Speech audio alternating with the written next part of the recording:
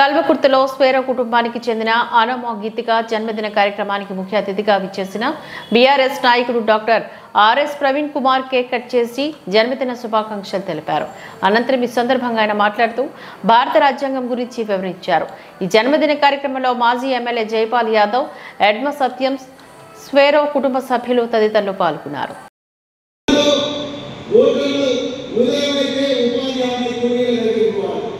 అభ్యర్థుల గుణగణాలు చెప్పాలి. ఇది రాజ్యాంగం మీకు ఇచ్చిన హక్కు. మీరు ఎక్కడ ప్రభుత్వ ఎంప్లాయీస్ అయినా, ప్రైవేట్ ఎంప్లాయీస్ అయినా, విద్యార్థులైనా, ఓకే గుణా లేకపోయినా మీ అభ్యర్థుల గుణగణాలు చెప్పే హక్కు మీ అందరికీ ఉండదు. ఆ పేపర్లు డౌన్లోడ్ చేసుకొని ప్రతి ఊరికి కూడా పోవాలి, ఉపాధి హామీ కూలీల దగ్గరికి పోవాలి, చెప్పాలి. బస్ స్టాండ్లో బస్సు కోసం వేచి చూస్తున్న పురుషులకు, మహిళలకు, ప్రయాణికులందరికీ చెప్పాలి. కాలేజీలో ఓటుకున్న విద్యార్థులందరికీ కూడా చెప్పాలి, వాళ్ళ తల్లిదండ్రులకు చెప్పాలి, స్కూళ్ళల్లో టీచర్లకు చెప్పాలి. అదేవిధంగా హోటళ్లలో ఛాయ్ తాగుతున్న వ్యక్తులకు, కస్టమర్లకు మీరు ఇవన్నీ చెప్పాలి. అదేవిధంగా కార్మికులు పనిచేసే ఫ్యాక్టరీలకు వెళ్ళి ఈ విషయాలు చెప్పాలి. మార్కెట్ యార్డులపై రైతులకు చెప్పాలి, అమ్మాయిలకు చెప్పాలి, కూరగాయలు అమ్ముకునే చిరు వ్యాపారాలకు చెప్పాలి. మీ భవితవ్యాన్ని మార్చే అభ్యర్థుల గుణగణాలు ఈ విధంగా ఉన్నాయి అని చెప్పాలి. ఉదాహరణకు నా మీద 5 క్రిమినల్ కేసులు ఉన్నాయి. ఓపెన్ చెప్తాను, నేను ఆ క్రిమినల్ కేసులను పబ్లిష్ చేయాలి. ఏ క్రిమినల్ కేసు అది? ఏ క్రిమినల్ కేసు అంటే నేను ఒకరోజు పోలీసు బందోబస్తులో ఉంటే ఆ పట్టే జానయ్య యాదవ్ అనే ఒక వ్యక్తి, ఒక నాయకుడు, ఆయన చాలా బాధలో ఉన్నాడంటే ఆయన మరి కాపాడడం కోసం పోయినా, ఆయన కుటుంబాన్ని కాపాడడం కోసం పోయినా, ఆ రోజు నా మీద ఒక చిన్న కేసు పెట్టింది. అదేవిధంగా ఇంకో కేసు, చిన్న కేసు, ఒక మర్డర్లు, దొంగతనాలు కాదు కానీ చిన్న చిన్న కేసులు పెట్టి అవన్నీ కూడా ప్రజలకు ఓపెన్ గా చెప్పాల్సిన అవసరం ఉన్నది. నాకుండే ఆస్తులు ఏంటి, అంతస్తులు ఏంటి, అవన్నీ కూడా ఓపెన్ గా ప్రజలకు చెప్పాలి. న్యూస్ పేపర్లో అడ్వర్టైజ్మెంట్ చేయాలి.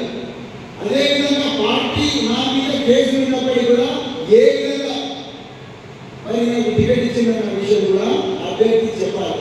సో ఈ విధంగా మీరు నాగరికర్నూలు పార్లమెంటు నియోజకవర్గంలో పోటీ చేస్తున్న అభ్యర్థులందరి గుణగణాలు అన్ని కూడా తీసుకొని వెబ్సైట్లో డౌన్లోడ్ చేసుకొని అవి తీసుకొని పోయి ప్రజలందరికీ చెప్పాల్సిన అవసరం ఉన్నది.